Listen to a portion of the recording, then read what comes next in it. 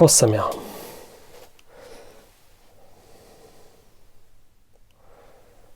Ko sam ja? Ja sam bivši Jugoslaven, Bosanac i Hercegovac. Vjeroispovijest nije važna. Etnička nacionalna pripadnost nije važna. Zašto sam anoniman? Anoniman sam zato što je to dobar način za preživjeti ova luda vremena. Naučio sam se već od nadralista da je biti anoniman neophodno u ovom našem modernom svijetu. Ali najviše sam anoniman zato što bez anonimnosti bi se razumjelo po mogućnosti, znalo bi se ko sam, šta sam.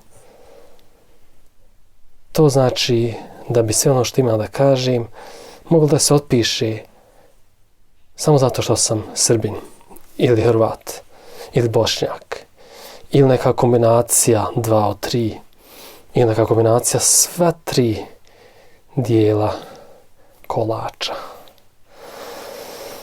Sve u svemu, ja sam prvenstveno čovjek koji ima mnogo identiteta, ali ne baziram svoj glavni identitet na naciji, na religiji, nego na drugim stvarima. Ali o tom je drugi put.